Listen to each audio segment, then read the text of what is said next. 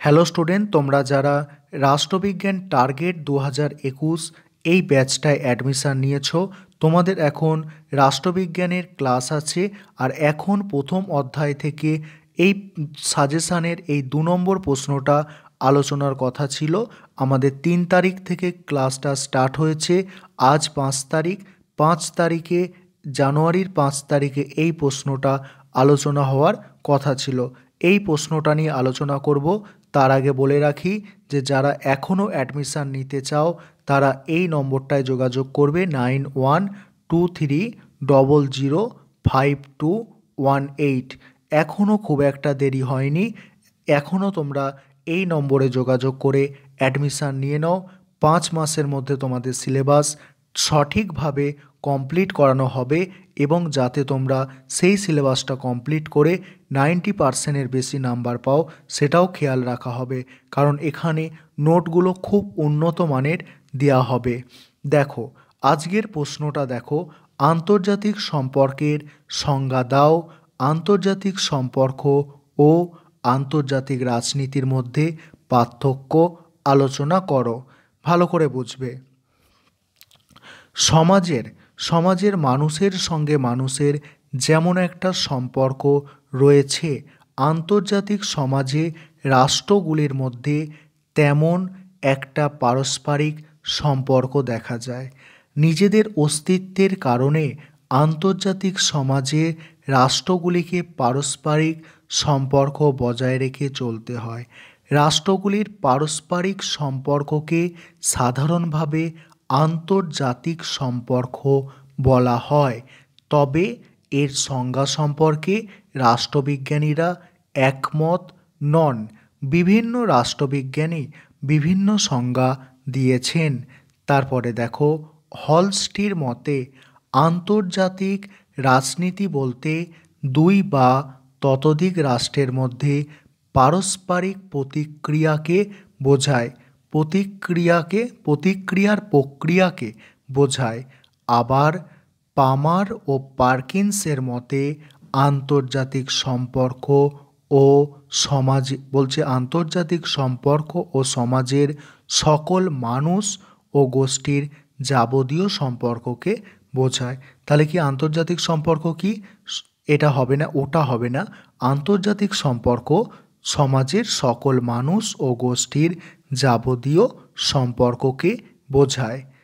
তারপরে দেখো, Stanley Huffman, স্পেলিংটা ভালো করে লিখবে তোমরা, দেখে নাও এখানে লেখা আছে। স্ট্যানলি হাফম্যান এর মতে আন্তর্জাতিক সম্পর্ক এমন সব উপাদান ও কার্যাবলী নিয়ে আলোচনা করে যা রাষ্ট্রের স্বীকৃতি ও শক্তিকে প্রভাবিত করে। এবারে পরের পার্টটা, আন্তর্জাতিক সম্পর্ক ও আন্তর্জাতিক রাজনীতির পার্থক্য। সাধারণভাবে আমরা আন্তর্জাতিক সম্পর্ক ও আন্তর্জাতিক রাজনীতি একই অর্থে ব্যবহার করি, কিন্তু উভয়ের মধ্যে একটা সূক্ষ্ম পার্থক্য আছে। অধ্যাপক মর্গেনথাউ তার লেখা পলিটিক্স অ্যামং নেশন গ্রন্থে সেই পার্থক্য আলোচনা করেছেন। তারপরে দেখো, তিনি বলেছেন আন্তর্জাতিক রাজনীতি রাষ্ট্রের ভূমিকার সম্প্রসারণ। প্রত্যেক রাষ্ট্র তার নির্দিষ্ট এলাকায় কাজ করে। সে যখন সেই এলাকা ছাড়িয়ে অন্য রাষ্ট্রের ওপর প্রভাব বিস্তারের চেষ্টা করে তখন জন্ম নেয় আন্তর্জাতিক রাজনীতি। এ কথা অনস্বীকার্য।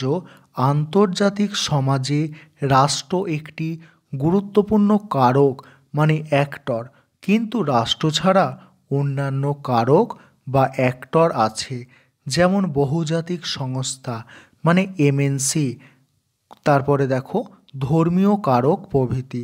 কিন্তু আন্তর্জাতিক রাজনীতিতে রাষ্ট্র ছাড়া অন্যান্য কারকদের ভূমিকা তেমন গুরুত্ব দেওয়া হয় না। তারপরের পার্ট দেখো, পরের প্যারা। তবে অধ্যাপক এটা পামার হবে, হ্যাঁ, অধ্যাপক ফামার নয়, পামার। অধ্যাপক পামার ও পার্কিন্স তাদের লেখা ইন্টারন্যাশনাল রিলেশন গ্রন্থে বলেছেন, আন্তর্জাতিক রাজনীতির আঙিনায় এখন রাষ্ট্র ছাড়া আরও অনেক কারক এসে গেছে। তারা আন্তর্জাতিক ক্ষেত্রে গুরুত্বপূর্ণ ভূমিকা নিচ্ছে। দেখো, আন্তর্জাতিক সম্পর্ক রাষ্ট্র ছাড়া এই সকল কারকদের ভূমিকা, বিশ্ব সমাজে বিভিন্ন গোষ্ঠীর সম্পর্ক প্রভৃতি নিয়ে আলোচনা করে।